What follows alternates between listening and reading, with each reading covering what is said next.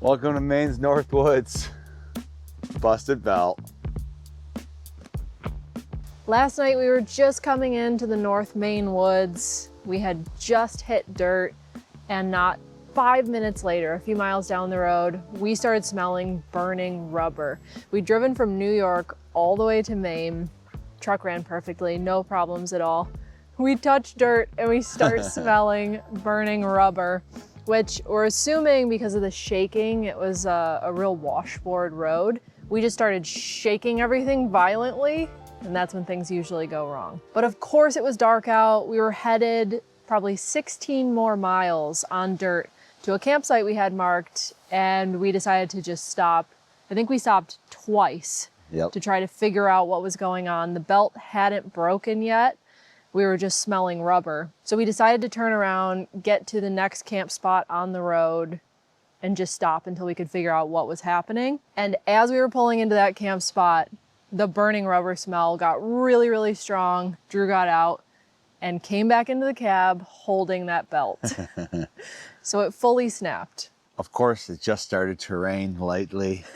It has been so warm the last few days, and then today it's dropped about 30 degrees. It's still not bad, but would have been nicer to work on this in 75 that it was yesterday and not 45. Yeah. But it's all good. The only issue here, it's not really an issue. The only inconvenience is that this is the belt that's behind all of the belts. So I have to go through and basically undo all of the belts. Yeah, our guess is probably the tensioner got loose from just the vibration of like the really bumpy road, many, many miles. Other than this, we are so excited to be in the North Woods of Maine. It is gorgeous here. The fall colors are in full swing, which is exactly what we were hoping for. The weather is a little cloudy and gray today, but it's fall, you know, this is exactly what we were expecting. I'm pretty sure that we have this belt. Right when we got the truck, we bought all the spare belts that we needed, and I'm pretty sure it's been sitting in our spare parts kit for a moment just like this. So I'm gonna dig through this, try and find that belt. It's 13 by 1250, is that right? Yeah. Okay. AVX 13 by 1250 LA.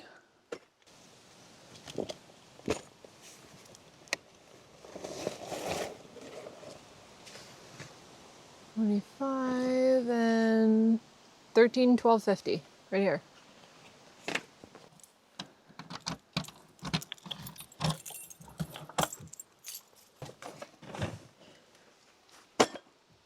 Well, this is a great example of, we can show you how easy it is to kind of get at things on this truck. The hood comes right off, this grill comes right off, and then everything's pretty accessible. So we're gonna do that now, and then we'll start taking the belts off and eventually get to the one that needs to be replaced. Should be free. Set this over here somewhere. Where do you want to put it? It's right here is fine. I'm not completely certain about that yet. I think we lift up. Yeah. So like that. Kind of something. I think we should indicate it. So when we put it back, this is, because this one, you can't really tell by the tension because this gives. Oh, okay. So you're supposed to go off of this mark, like where this piece of.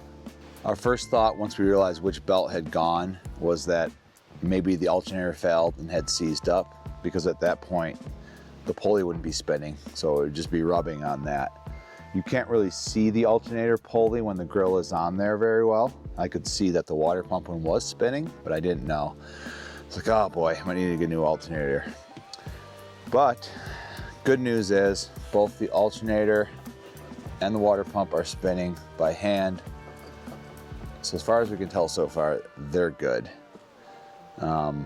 Most likely they just had some slack and it was rubbing. We'll know further once we get it fixed and running again. But that's a good initial sign. All right, we gotta start taking these bad boys off.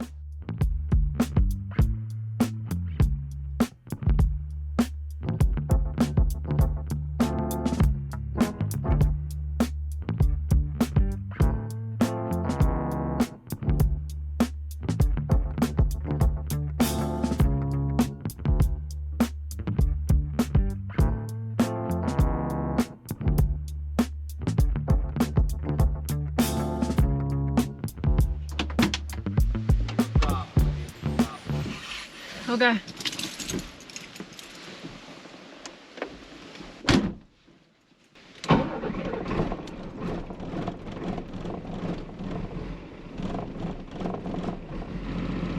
Yeah, I have power steering, yeah. How does it all look? Voltage go up. 27.5. So that means the alternator's working. That was probably our biggest fear, is that the alternator went out. Okay, that's great. Let it get all the way to pressure.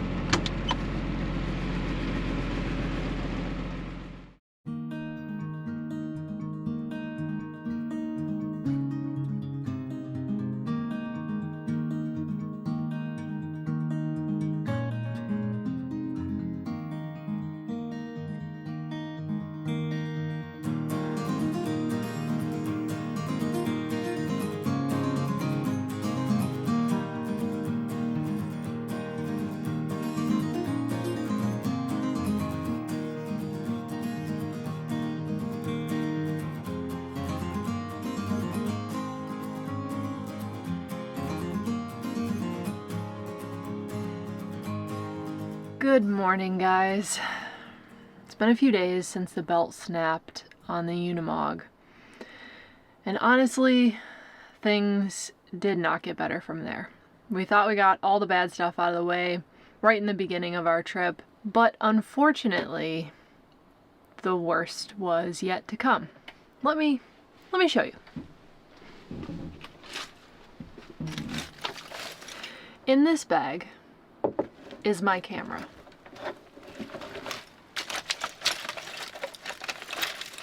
About $7 grand worth of camera gear is in this bag. It has to be in a bag because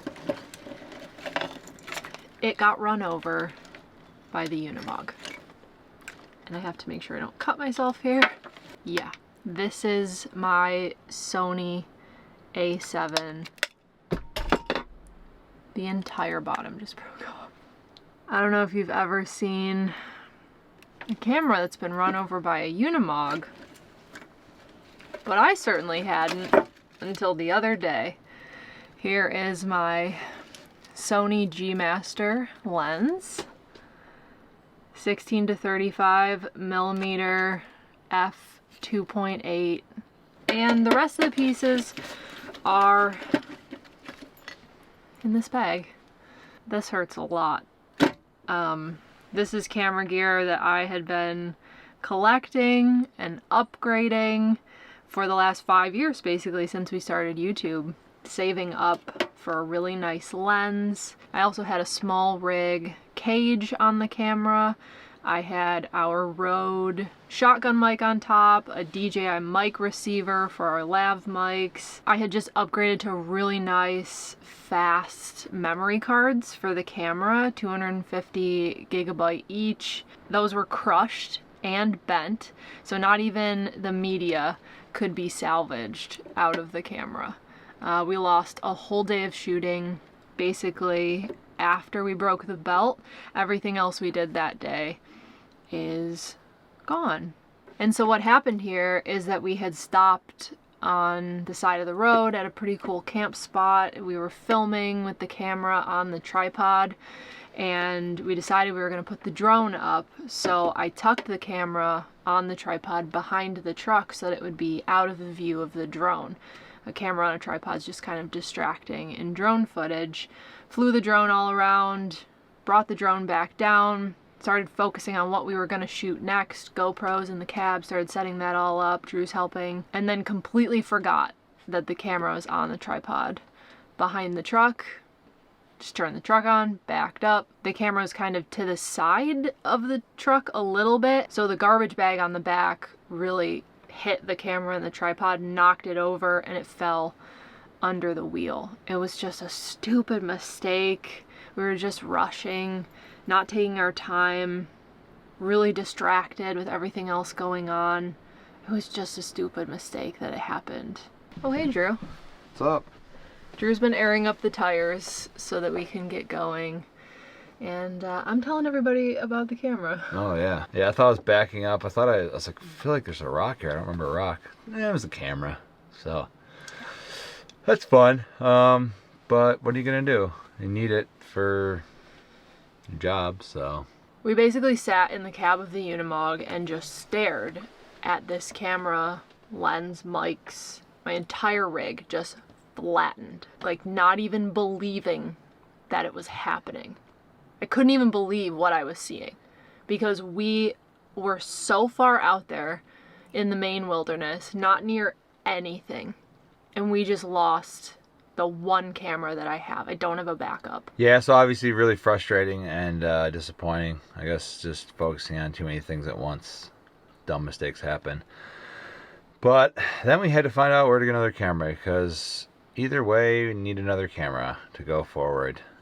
Needed to finish the video we're up here shooting a video for Onyx, but also just need it in general. So closest town was Bangor, Maine, which was about a 2.5 hour drive. So after we gathered ourselves and the crumbs of the camera off the ground, we drove all the way to a store in Bangor. Yep. And then they did have the camera body.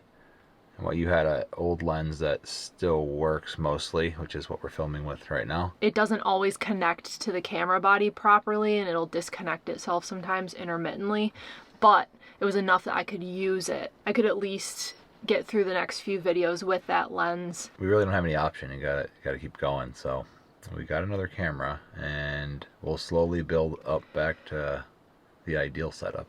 Yeah, it's terrible and heartbreaking, and it's a lot of things, but it is not the end of the world. And we came up here because we wanted to see the Northeast in the fall. This set us back, and the belt and a few other things set us back in time. We wanted to get all the way to New Brunswick, Canada. We're not going to go that far now. We're just going to check out some of Maine and start heading back and see some of New Hampshire and Vermont, which is really disappointing because we came this far. We wanted to get to Canada really badly, but unfortunately we can't do that now. There's still a lot that we're planning on exploring despite this. We're still in Maine. We're in kind of western Maine right now, so we're gonna keep exploring here, then we'll cross the border to New Hampshire and hopefully show you guys some beautiful spots. Hopefully it is now all up from here. Yeah. Leave that in the bag, and I don't know what you do with that now. I flipped that horseshoe on the wall that everybody told us to flip because we've been having some bad luck. We did. And if that doesn't do it, I'm just going to throw it out because, I don't know, maybe it's bad luck bringing that thing in here off the ground. You guys told us to flip the horseshoe. My horseshoe was going downward, the opening was downward, and everybody commented and said you need to flip your horseshoe upwards. It keeps the luck in if it's pointing upwards. And I forgot about it, but now I think you're right. I think you're 100% right. Yeah, I don't usually buy into all that stuff, but you know, it doesn't hurt. Might as well. Like I said, otherwise we're throwing it out of here. Maybe just get rid of it. Maybe it's just bad luck. Maybe it is bad luck. I mean, yeah, let's get rid of it. It was like this. We're flipping it like this on the wall now, so it's all up from here. Our luck is staying in.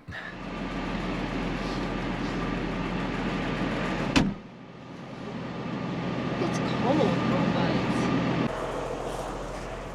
but It is miserable cold wind out there. So we gotta get this truck driving and get it nice and warm for the guys and me and Savannah. And we need fuel. It's been a lot of miles, and I actually had to put the jerry cans in this morning because we were getting kind of low. There's a town about 30 miles from here.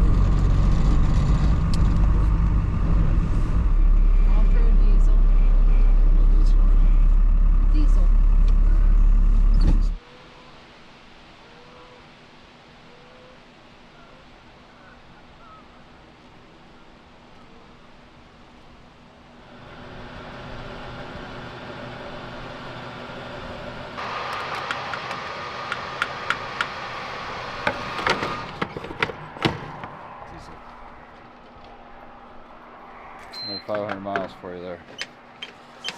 All right, got some snacks. It's a successful stop. I got onion blossom potato chips. I got some French fries. It's like the busy town in there. Yeah, this is definitely the hub of the area. Everybody's stopping in, chatting with the clerk. I mean, compared to where we've been the last week, this seems pretty happening. Onion blossom? Onion blossom, huh? I think it's going for like a fried onion or like a bloomin' onion. It's onion. I like onions.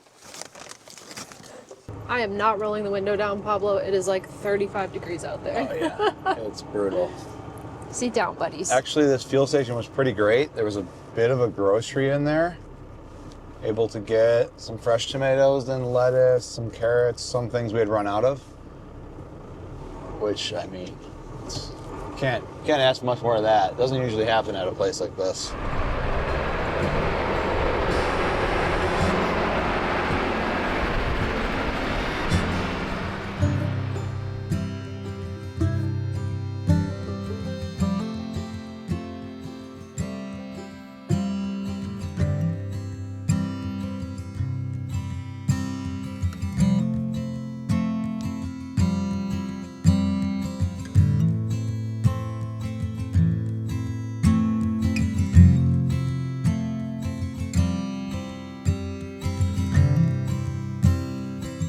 Maine is a pretty interesting place because they don't have a lot of public lands. There's little pockets of it around the state, but what they really have a lot of is private land, wilderness. These are just really, really remote areas, mostly just logging roads through them, and they're owned by timber companies and logging companies, and they have been for a really, really long time. The timber companies own millions and millions of acres. Just the Northwoods alone is 3.5 million acres, and that's not even close to all of it. But they also have a really long history of being able to access that private land for recreation. So whereas a lot of other places you would not be welcome on anybody else's private land, in Maine, a lot of this private land owned by the logging companies is open for recreation. You can go and hunt and fish, off-road, camp, and all they ask is that you respect the landowners, you don't get in the way of what they're doing, the logging operations, and you're respectful of the land. You leave no trace, you don't trash the campsites. So it's kind of an interesting dynamic out here that we haven't seen anywhere else. Definitely a different vibe. Kind of feels like public land, but it also kind of doesn't. So it's very interesting. It's private land, privately owned by logging companies, but it's pretty much open. Some areas are paid. Yeah, it's a little different, but overall it's mostly usable. So it's similar to public land. It does feel good to be driving the truck again. We needed a couple days to rest there. We had been driving a lot. But it feels good to be out here doing something again. It was just kind of dark in there, so the rest was needed, but it wasn't like the most fun place to hang out when it's all gray. I'd rather be actively doing something, driving a trail or taking a hike. All right, we got a slight change of plans. We were gonna do this loop off of the main trail we're on, but it says it's closed due to logging equipment on the trail. And I'm guessing that's probably accurate information. They've been pretty up to date with all that stuff since we've been in the area. There has been active people working when it says, and it didn't say that it's been open. So we're not gonna go down there because that would probably just be really annoying for everybody. So I'm gonna turn around. But not a big deal. This was just like a loop off of what we're doing. All right, turning around.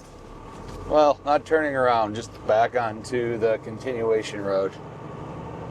Our first strikeout of the day. Luckily, that wasn't the main route, just a little offshoot.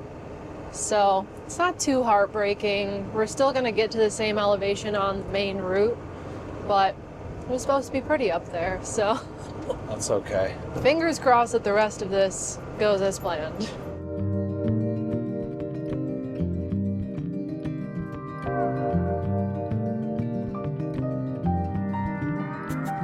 After all our setbacks, we were starting to feel like we finally had our feet under us again, gaining ground, settling in, and enjoying a moody fall day on Maine's back roads. The past few days had been a whirlwind, but now we were finally ready to enjoy it. A storm had settled in over the valley, and from the warmth of the cab, we could watch the low clouds drift over the hilltops.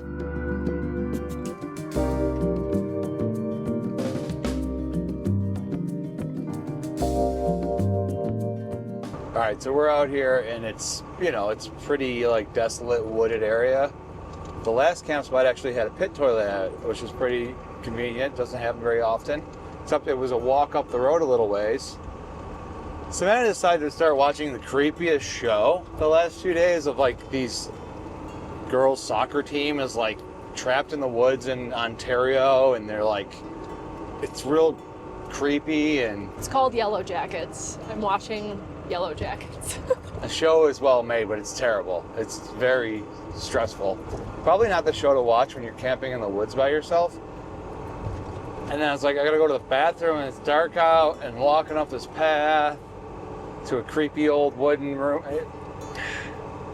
I don't know why Savannah's gotta watch creepy shows when we're out there. She was giving me a hard time about watching The Hills Have Eyes in the desert. This is way worse. This one feels more real. And yeah, it's not cool, man. I think that Drew is feeling the Halloween vibes since it's October when we're out here. I think he's feeling spooky season, are you? I don't know what I'm feeling, but I didn't like it one bit. He got himself all freaked out. I mean, I'll be honest, there's no way I would have ever walked out to that bathroom because it was maybe like a quarter-mile walk. It's not right next to the camp spot. In the dark after watching that TV show? No way. Yeah, I was Nope. waiting for something to try to kill me.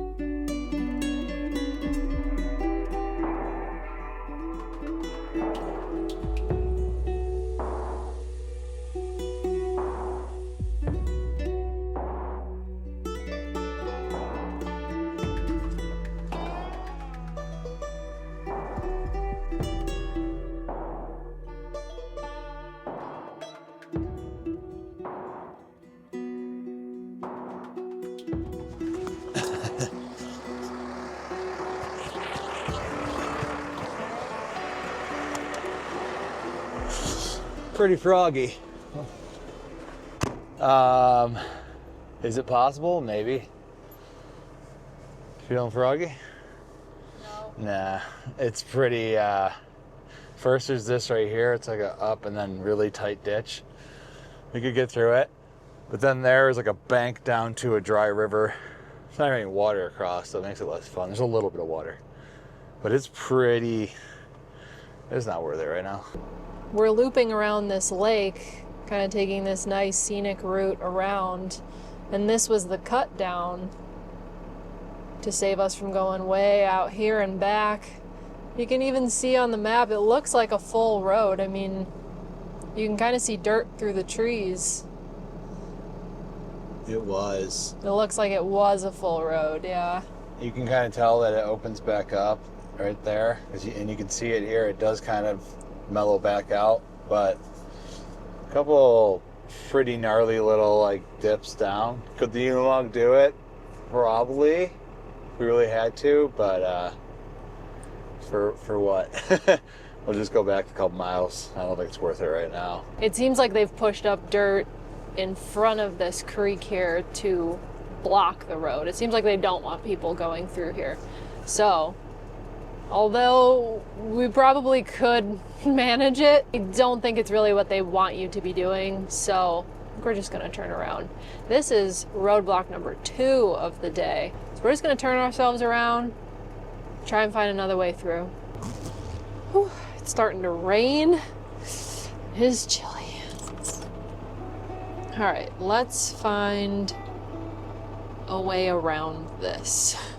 Oh, it doesn't connect at all. We have to go all the way back, or we get pushed farther up into this mountain.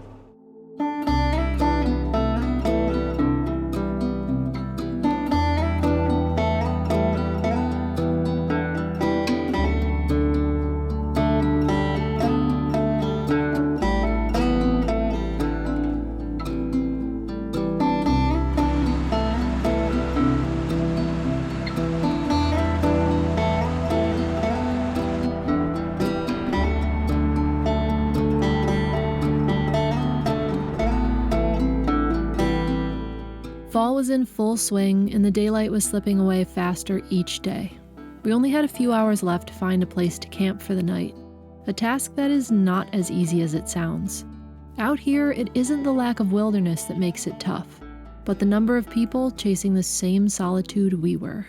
It's hunting season and it's been pretty busy out here. A lot busier than we expected, honestly. And a lot of the camp spots that we wanted have been taken, so I'm really hoping that they're free. Yeah, it's been really hit and miss. We've had a couple really nice camp spots, and then days of just not being able to find anything and being just pulled on the side of the road like little pull-offs. Which is fine, but yeah, hopefully we get a good one tonight. Well, we've done about 50 miles already today. Not too hard. You know, the roads are mostly logging roads, and we didn't get too far off the beaten path today. This time, it wasn't taking camp spots that proved to be the challenge. It was the roads. Locked gates, washed out sections, pipes across the path, and roads that showed up on the map but clearly hadn't existed in years. All the little things that make dispersed campsites inaccessible. The excitement we'd felt earlier in the day was starting to give way to exhaustion. We've done this many, many times over in Maine already. This has been the part that's been really frustrating about being here. Camp spots that are marked on the atlas as being good places to stay, you'll get there and there'll be a boulder in the middle of the road, or there will be a gate, or the road doesn't exist anymore. So it's been a little tricky. I guess we just gotta keep looking.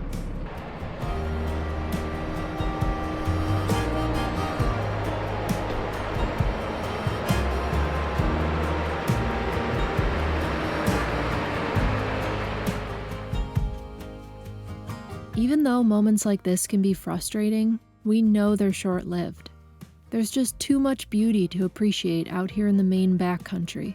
Living on the road like we do means making endless decisions, and it can really wear you down fast. But every now and then, you get a little sign that you're on the right path, because if any of those earlier camp spots had worked out, we wouldn't have ended up here, at just the right time. We got a moose. We got a big moose up here. Savannah goes, I thought that was a bear. And then she's like, wait, it's a moose. It is a moose. I think it's a cow, though. I don't think it has antlers.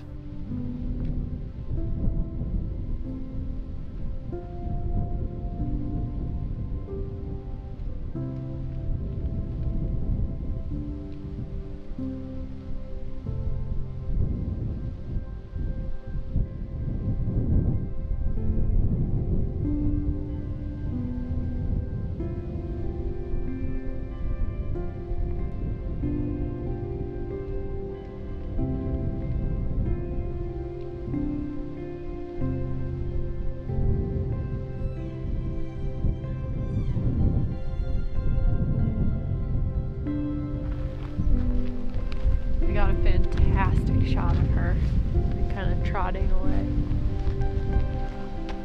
She goes. So cool.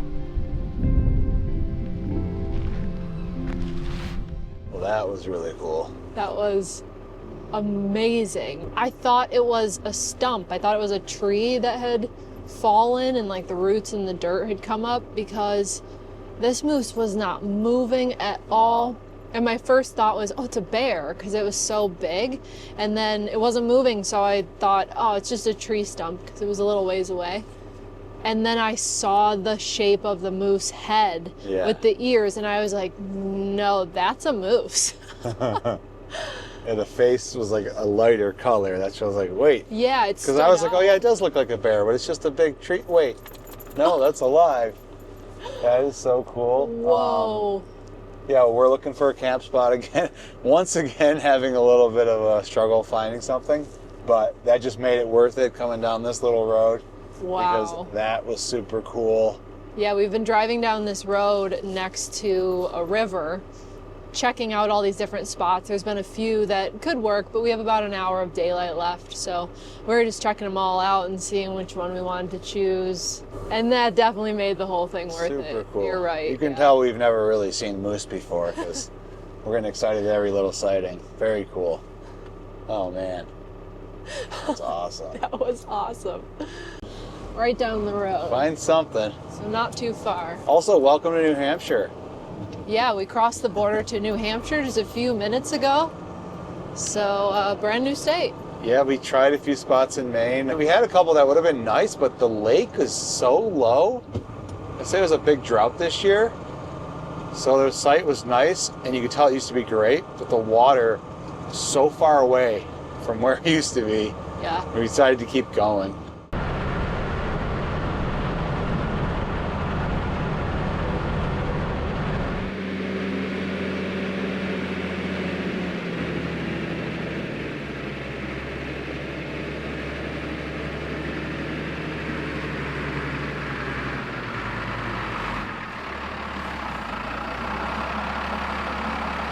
Well, guys, this is the camp spot we have for the night.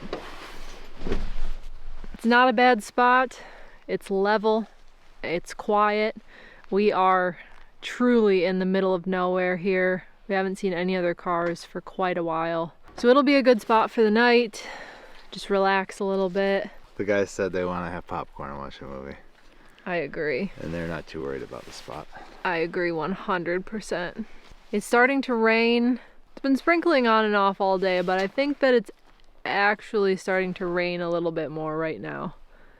It's getting a little more serious about it. So we can't really do dinner outside with the weather as it is. So better head inside and make something warm and delicious for dinner. Yeah. We've got a lentil soup in the Instant Pot. It actually just finished. And I'm gonna do some flatbreads. I was really craving some fresh bread, but I don't really have enough time to do a full loaf of bread with the rise time and everything. So I'm just gonna do 4 flatbreads. This is pretty much done kneading. So, I'm just gonna do 4 of these, pop them into a skillet, and we'll have a different kind of fresh bread. Still absolutely delicious. Whew. It's nice to heat it up in here a little bit. Making flatbreads? Oh yeah.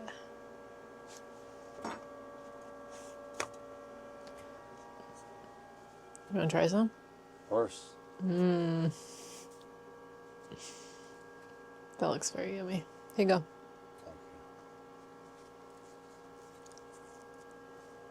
That's good.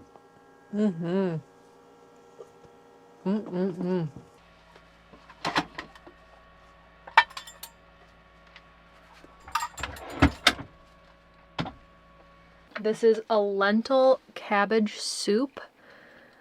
I cannot tilt it any farther or I will spill it everywhere. It's a perfect fall winter soup. We pretty much make it all winter long. It goes right in the Instant Pot. Everything gets sauteed in the Instant Pot and then it gets cooked. So it's a really easy meal. And we also have the flatbreads. Cannot forget the fresh bread. Let's go. Oh my gosh. Thanks, Savannah. You're welcome. That's a good looking dinner right there. Homemade, quick, easy. Cheers. Cheers. Didn't really work because of the silicone things. Let's watch a movie too. Yeah, a movie would be cool. You want to go up there, buddy? There you go. Guy's ready to pack it in at like 4 p.m. I'm ready to go to bed. Me too. Actually, this time of year with the gray skies, I know. It's tough. You know we're in the middle of the woods, right? Mm-hmm. Why are we watching this? I don't know. It's horrible.